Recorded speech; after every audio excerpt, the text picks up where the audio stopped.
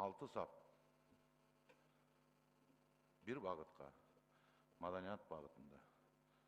Ошо менен катар мен бир нерсе айткым келет. Мына Англиянын алтын доору деп аталган убакта королева Елизавета биринчинин эң биринчи анын эмгеги деп ошол жылдары ошол убакта Шекспир, Марло же Бекон чыккан деп айтышат да тарыхта. Биз деле тарыхта калбайбыз өзү негизи. Тарыхта калса калат элек го, мына 5-6 президент болду. 25-30 премьер-министр болду. 2000-3000ге жакын депутат болду ушул убакта. Кимизи канчалык тарыхта калып атат?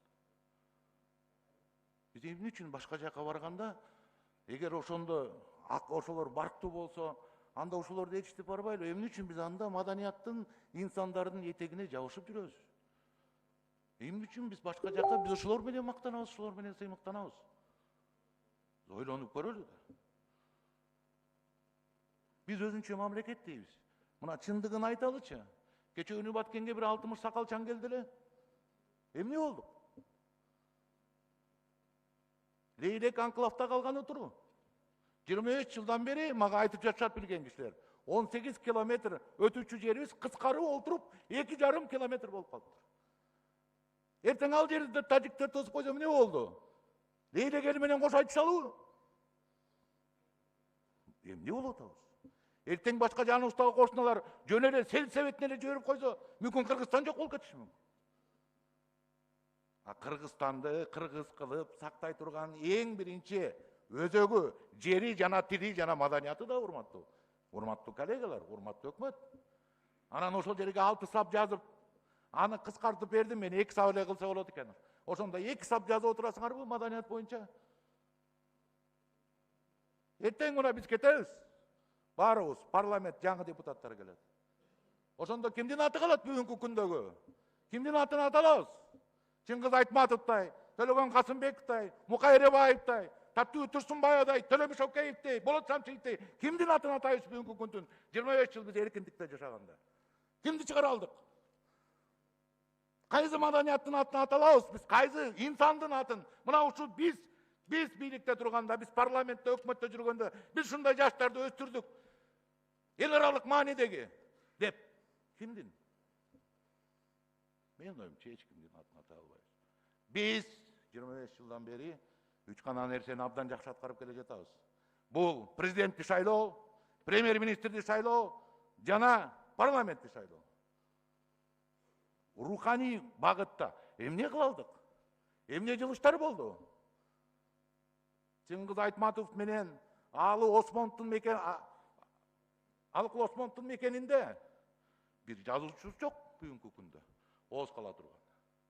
Бир акыныбыз жок. Бир театр жылдызы жок Муратбек Рыскуловдун мекенинде. Карап көрсөңүз акыбалын. Ушул жазуучуларды өстүрүш болгон эле, ошо жазуучуларга бир 15 миллион, 20 миллион карап коюш керек го. Болгону 38 миллионду, 18 миллион долларга тесттин мунаразын талкаладык. Мындан кийин ошондой жумуш болсо биз келип айткылачы маданиятчыларга, ошондой 18 миллиондук жумушту биз эле барып күрөк лом менен иштеп берели мындан кийин. Ошол акчаны маданиятка эле которуп койгулачы.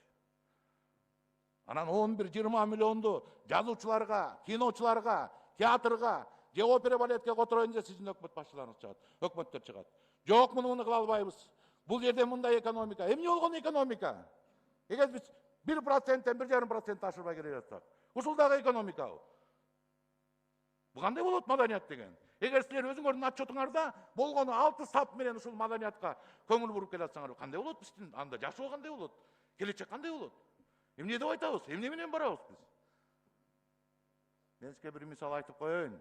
Мына айтыш фондун көтөрүп жүргөндө, мына биздин кошуналар, казактар, алар бир топ байлыгы бар, бир топ мыкты экономикасы алдыга кеткен, ошонун бир акыны менен Элмирбек Иманалиев айтып атканда, анын акыны минтип айтып атат.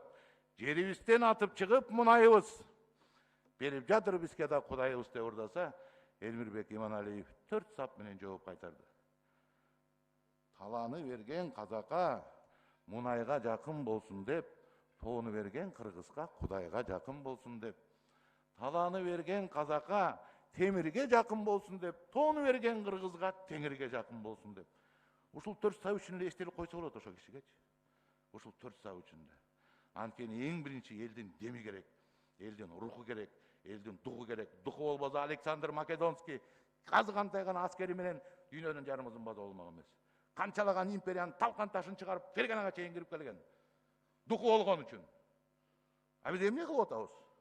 Элдин духун көтөрө турган, рухун көтөрө турган, руханий инсандардын бирөөнүн атын ата албай, бардыгын акчаны аяп, керек болсо азгандай чотубузда дагы ошону көрсөтө албай келип атсак, бул кандай мамлекет өнүгүш болот? Каяка барабыз анда? Анда жанагы президенттер канча жолу болгон, анда жанагы парламент 2000-3000 киши, анда өкмөт башчылары 30 жолу болгон, эмнеге кереги бар негизи? Эгер биз мамлекеттин өзөгү болгон телевизге, маданияткка көңүл бура албасак, руханий инсандарга көңүл бура албасак, алардын чекесин сала албасак, аларга жакшы сөз айта албасак, аларга бир өбөк жөлөк болуп бербесек, анда бул кандай мамлекет? Анан отчет жазганда жетимдерди кылып туруп, момунтип алып сап жазып келсек. Мына бул жерде отурат, бул жерде министрлерди карасаңыз, бул жерде да маданият министри жетимдер отуруш керек. Маданият министрин дайыма жетимдей кылып, силер бүт министерствону алып бүтүп, таможняны, финансаны, МВДны, бардыгын майруу, паракорлуу министрлердин баарын алып бүтүп, анан аягында маданият министринин жетинде итке сөөк ыргыткандай кылып туруп, ыргытып коесуңар. Жагалппы? Өсөм деген мамлекет маданияттан баштайт. Өсөм деген маданият руханий инсандардан баштайт. Өсөм деген мамлекет асыл сөздү бийик ойду ойлойт эң биринчи. Ошондо мамлекет өсөт, ошондо мамлекет күчүнө кирет. Ошондо андай жерде уурулук болбойт. Андай жерде өкмөттүн арасында болуп туруп, зам министр болуп туруп, коррупцияга барбайт андай мамлекет. Мына сиздин өкмөттүндө баргандай болуп. Мүмкүн биз ошону түшүнбөгөндүктөн ошол коррупциялар болуп атыр. Ошону түшүнбөгөндүктөн биз 2 эсе, 3 эсе кымбат уялбай элдин атынан карыз алып туруп жолдорду салып атабыз. Ошону биздин урпактар төлөйт. Дагы бир жолу айтам. Эгерде биз маданиятты өстүрбөсөк, эгерде биз тилге көңүл бөлбөсөк, эгерде биз келечекти ойлой турганбыз андай мамлекеттин келечеги жок. Урматтуу премьер-министр мырза, мен сиздерге абдан суранам. Маданиятка көңүл болуңуз. Болбосо биз келишкис оппозицияга айланам мен сизге. Рахмат. Рахмат, Садык мырза. Урматтуу депутаттар, ушу менен бардык фракциялар жазылган депутаттардын тизмеси жыйынтыкталды. Суроолор жана талкуулар жыйынтыкталды. Азыр токтом долбоорун кароого өтөбүз.